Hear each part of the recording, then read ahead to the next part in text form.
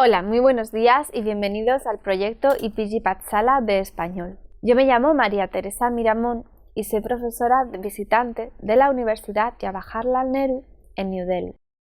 En esta universidad he impartido asignaturas de Historia, Literatura y Lengua Española, como por ejemplo Historia del siglo XX en España o Literatura medieval y también Literatura contemporánea española, al igual que diversas asignaturas de lengua española. Hoy vamos a comenzar con el módulo 30 de este paper, que se titula El teatro evangelizador, Fray Andrés de Olmos y Juan Pérez Ramírez. En este módulo hablaremos del teatro realizado durante la época posterior a la conquista de América.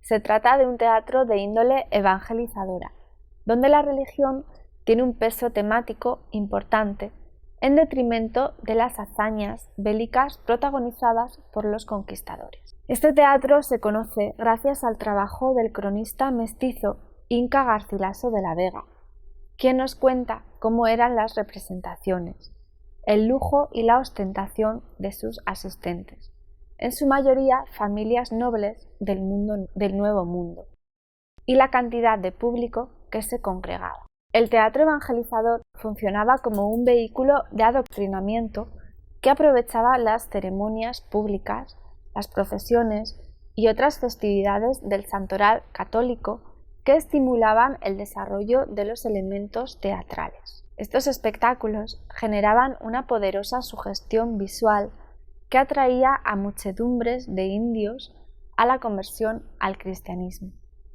De las noticias sobre este teatro, tal y como afirma Oviedo, conocemos solo una parte de lo que debió ser una manifestación abundante. Los principales centros dramáticos en el Nuevo Mundo correspondieron a México y Perú.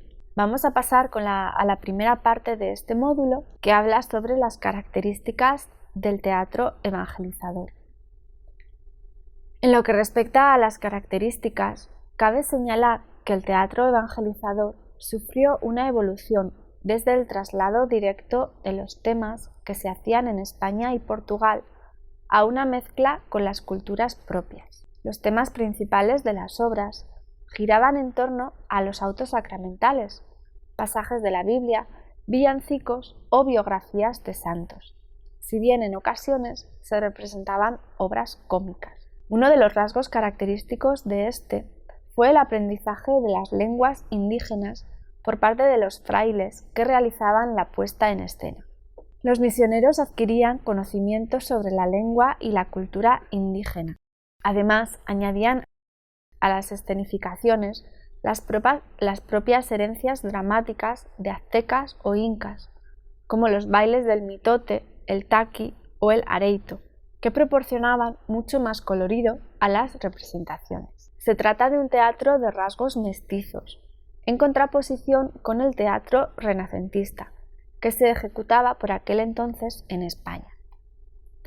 Las primeras representaciones datan de 1526, aunque se ha fechado también que en 1544 se representa en Panamá y en 1546 en el Virreinato de Perú para Blasco Núñez de Vela, donde se exaltaban las hazañas de los conquistadores. En resumen, las obras escritas en náhuatl, sobre todo por la condición de lengua franca del Imperio azteca, elevan su cifra a 42 entre los años 1531 y 1768. En primer lugar, el motivo principal para la existencia de este teatro era unificar las tradiciones dramáticas española y prehispánica y los más amplios recursos de la predicación, con el fin de lograr la conversión y la educación doctrinal y moral de los naturales. No obstante, al menos en el ámbito de la orden franciscana que le dio origen, el segundo motivo era la transmisión de determinados planteamientos ideológico-políticos relacionados con el problema de la conquista y su influencia en la posterior organización del orden colonial.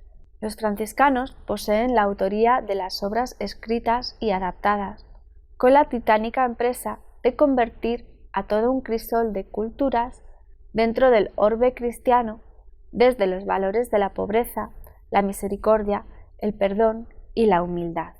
Algunos nombres que sobrevivieron al tiempo fueron Fray Luis de Fuensalida y Fray Andrés de Olmos, como autores dramáticos de la época, seguidos de Fray Toribio de Benavente, el célebre Motolinía y Fray Bernardino de Sahagún. En general, autores originales del teatro de evangelización novo-hispánico fueron también adaptadores del drama litúrgico europeo, en tanto la meta siempre fue la instalación de la nueva fe y no la expresión literaria precisamente. Asimismo, las batallas entre los ejércitos cristianos y las culturas indias fueron teatralizadas para conferir una superioridad del dios cristiano sobre los antiguos dioses mayas, incas o aztecas. Siguiendo las palabras de Aracil Barón, el teatro evangelizador tenía dos objetivos claros: justificar la conquista como medio para difundir la religión cristiana e inculcar en la mente de la población conquistada la obediencia al imperio español como imperio de la cristiandad. Desde la poderosa sugestión visual de las representaciones cristianas se reproducían o se establecían como referente la propia conquista de México, de Perú o de Mesoamérica, que no solo sirvió a los religiosos para convencer a los indios de la superioridad del dios cristiano sobre sus antiguos dioses, sino también para acogerlo como la forma perfeccionada de sus antiguos imperios. Sin embargo, según expone Oviedo, el teatro evangelizador supuso un arma de doble filo. Los indígenas usaron el teatro colonial para difundir, bajo formas aceptables para la Iglesia católica, una serie de mitos y creencias propias disfrazadas en obras teatrales con apariencias que rozaban el paganismo. Incluso muchos elementos de este nuevo teatro se importaron a España, aprovechados por Tirso de Molina, Lope o Calderón. Durante este periodo, el teatro fue una efectiva arma cristianizadora y se habría arraigado con singular fuerza, según afirma Ortiz en su artículo. Dice que en la mentalidad de un pueblo sostenido por el recuerdo del inmediato pasado de esplendor y la cosmovisión mesoamericanos y la obligación ideológica y física de interpretar y sujetarse a una cultura totalmente diferente. Sin embargo, el carácter altamente simbólico y la espectacularidad en las representaciones diferenciaban un teatro con signos coloristas que en el teatro medieval no existían. Este hecho crea problemas con la Iglesia católica. Ya en 1571 se instaló en México el Tribunal del Santo Oficio para neutralizar y prohibir las representaciones del teatro indiano debido al exceso de libertades. Para el último tercio del siglo XVI, son los jesuitas quienes toman el relevo de los franciscanos en la ejecución del teatro de evangelización, sustituyéndolo por un teatro escolar, con unas características más cultas y académicas.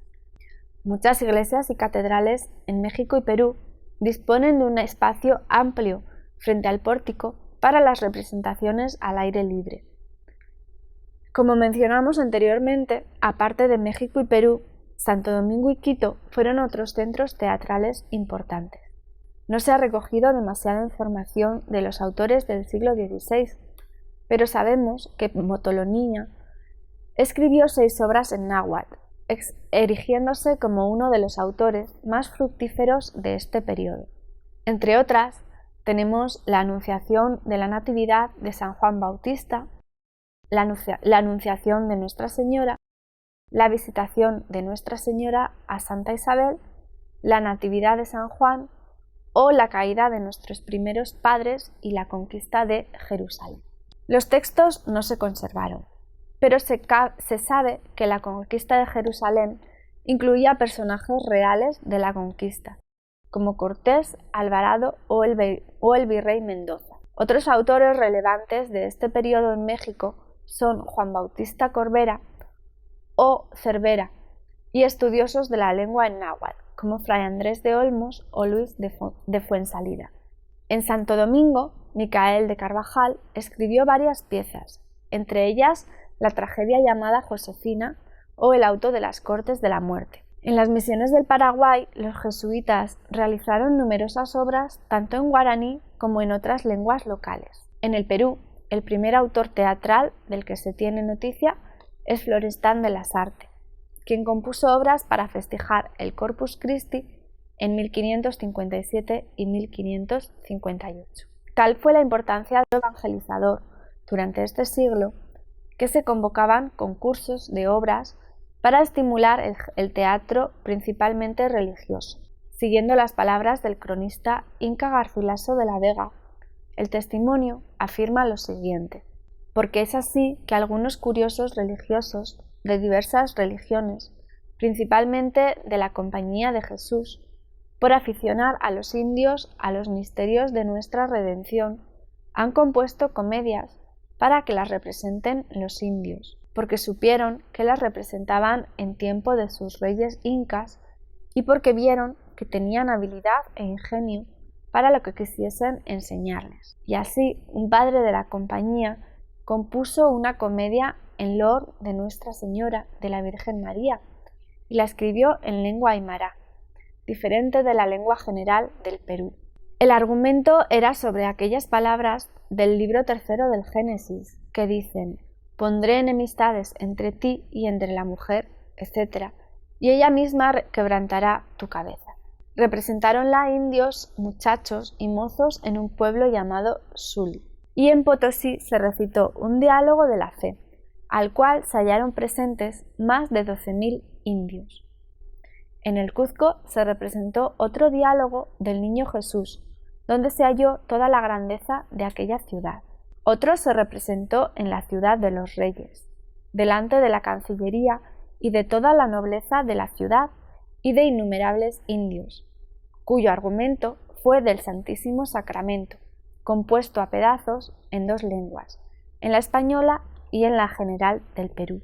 A finales del siglo XVI, la figura más importante del teatro evangelizador es González de Eslava. Llegó a México en 1559 y su producción dramática fue representada con frecuencia hasta 1600. La obra se compone de 16 coloquios, incluidos en los coloquios espirituales y sacramentales. Eslava mezcla tanto prosa como verso, tratando los temas divinos con lenguaje popular. La acotación dice lo siguiente: puerta del sacramento del altar, donde está la templanza, porque han de venir a él templados como halcones a comer la carne y sangre de Cristo. Aquí ha de estar una figura hieroglífica, que es el animal que llaman carbunco, que tiene la piedra preciosa en la frente y cúbrela con una cortina natural que tiene, y decía así la letra: carbunco es el Redentor de admirable propiedad, que cubrió su humanidad el divino resplandor que da su divinidad. Y aquí, por nuestro consuelo, aquel carbunco divino, porque así a la fe con vino, se cubre con aquel velo de especies de pan y vino, que se llama Fray Andrés de Olmos. Una de las principales figuras de esta época es Fray Andrés de Olmos.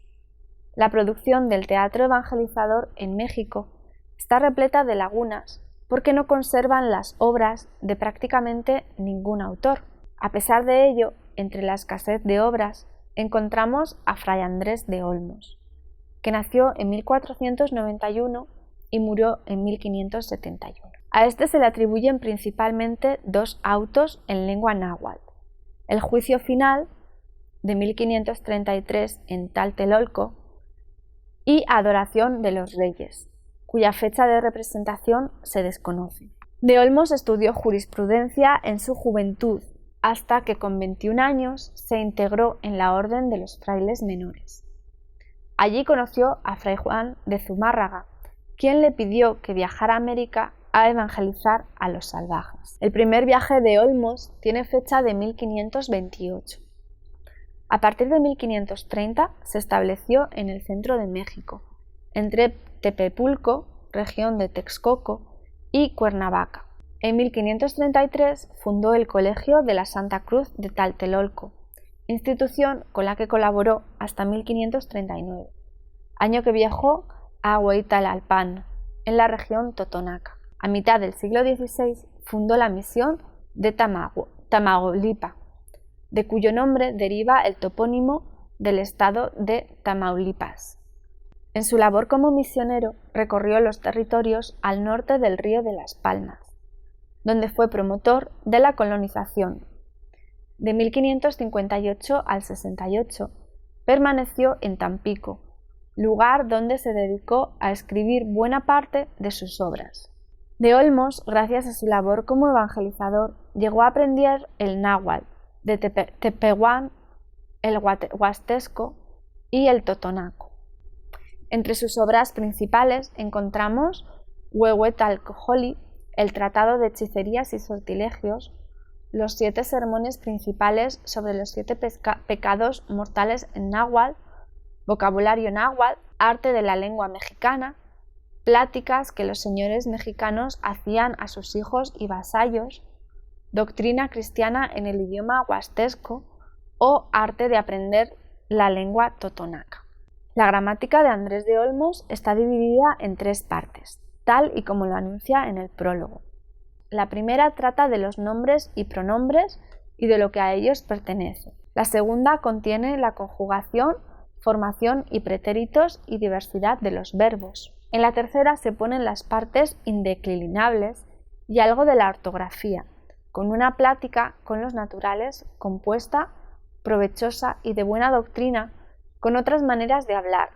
No hablo del acento por ser muy vario y no estar ni dejar siempre las dicciones enteras, sino compuestas, y porque algunos vocablos parecen tener algunas veces 2 acentos, por lo cual lo dejo a quien Dios fuere servido darle más ánimo para ello o al uso que lo descubra. De Olmos pasa por ser el primer misionero que intenta converger los 2 mundos mediante el conocimiento lingüístico con las hablas autóctonas, cuyo nombre es Juan Pérez Ramírez. Otra de las figuras interesantes dentro del periodo del teatro evangelizador fue Juan Pérez Ramírez, natural de México. Fue el primer autor teatral en español nacido en el continente americano en el año 1545. Hijo de conquistadores, su única obra fue el desposorio espiritual entre el pastor Pedro y la iglesia mexicana.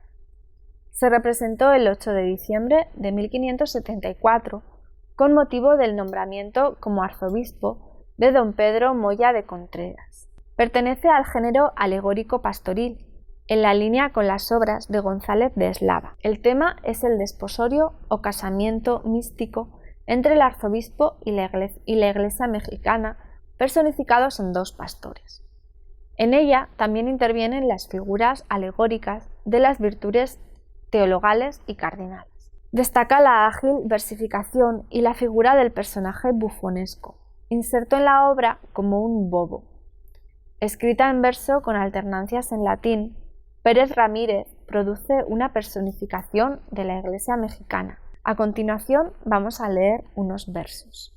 Fe, mi amada compañera, luz del mundo verdadera, yo he recibido este día mayor gozo y alegría que aquí recibir pudiera. A concluir este módulo, en primer lugar, aleccionar a los indígenas con el catolicismo. En segundo lugar, justificar los métodos represivos contra las poblaciones locales. No obstante, como podemos observar en el caso de Fray Andrés de Olmos, el teatro también provocó el conocimiento de algunas lenguas autóctonas que de otra manera se habrían extinguido para siempre. Así pues, esto es todo en el módulo sobre el teatro evangelizador en América. Muchas gracias por escucharnos.